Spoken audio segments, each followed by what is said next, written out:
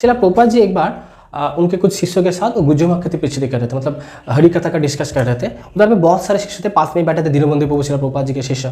तो शिला प्रभुपाद जी समझ रहे थे कि उनके जो कुछ शिष्य हैं वो अभी पिचिंग के मूड में ऐसे मत हो गए कि वो असली भाव को, प्रचार का जो असली भाव है वो भूल चुके थे। और उनको ये लग रहा था कि वो शिला प्रभुपाद से ज़्यादा जानते हैं। उनको ये लग रहा था कि मैं शिला प्रभुपाद जी को जो कह के मैं अपने खुद से विचार करूंगा और मेरा जो टेक्निक है प्रभुपाद जी से बेटर है। ऐसे वो उनके अंदर एक भाव आ गए थे। तो शिला प्रभुपाद जी उनके कॉन्वर्सेशन से उनको समझ में आ गया था शिला प्रभुपाद जी को कि ये लोग ये हार, मतलब उनके अंदर में एक भाव आ गए जो कि वो अपने तद्वृद्धि प्रणिपाते न परिप्रश्न न सेवा, ये जो मोड है ये मोड को भूल चुके थे। तो शिला प्रभुपाद जी जब कुछ सिखाते थे ना तो वो जब हरि कथा का डिस्कस करते थे उनके बारे में, मतलब उनके बारे में बोल देते थे, तो जिनको जो समझना तो समझ लेते थे।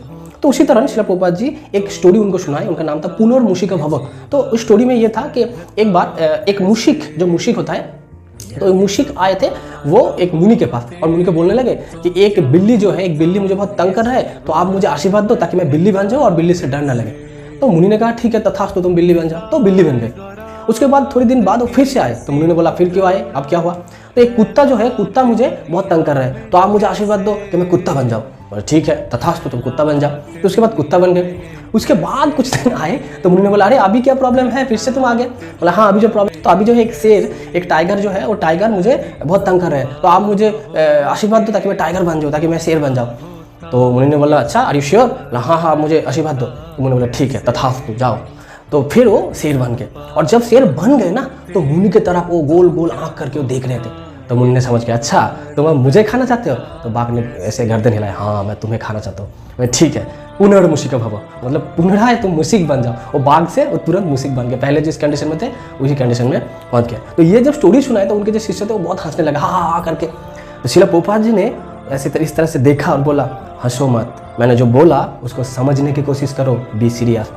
तो पास में ही बैठे थे दीनबंधु प्रभु, उन्होंने शिला प्रभुपाद का मोड को समझ गए और उन्होंने बोला कि शिला प्रभुपाद जी इसके द्वारा हमें सिखा रहे हैं कि हम लोग भी जब भक्ति जीवन में नहीं आए थे ना तो हम लोग शास्त्र के बारे में कुछ भी नहीं जानते ना। शिला प्रभुपाद जी के करुणा से हमें शास्त्र के बारे में पता चला, भगवद गीता के नॉलेज हमें पता चला।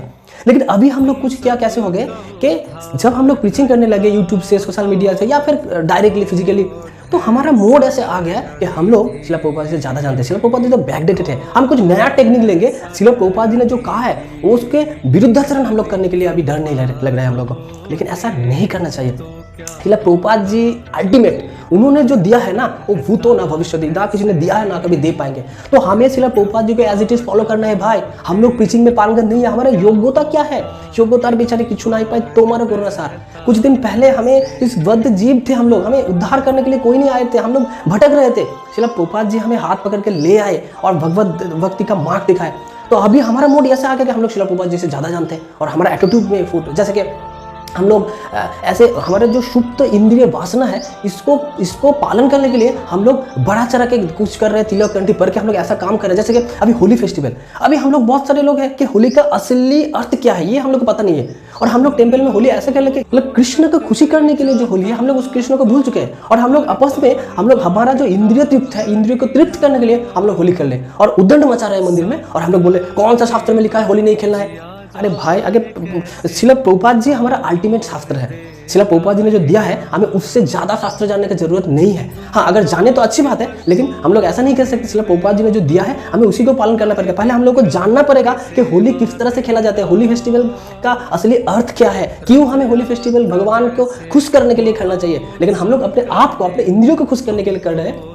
सिर्फ होली नहीं, ऐसा बहुत कुछ हो रहा है। जैसे हम लोग लाइक शेयर सब्सक्राइब बनाने के लिए बहुत कुछ कर रहे हैं, लेकिन हम लोग असली हमारा खुद का जो भक्ति जीवन ये हम लोग पालन नहीं कर रहे हैं। और सोसाइटी को एक ऐसा मैसेज दे रहे हैं जैसे कि जो शिला प्रभुपाद जी ने जो फिलोसफी दिया है उसके अगेंस्ट जाके हम लोग कुछ कर रहे हैं और कंठी और तिलक पहन के ऐसा कर रहे हैं। और हम लोग बोल रहे हैं ये तो प्रीचिंग है, ये तो प्रीचिंग है, मैं प्रीचिंग।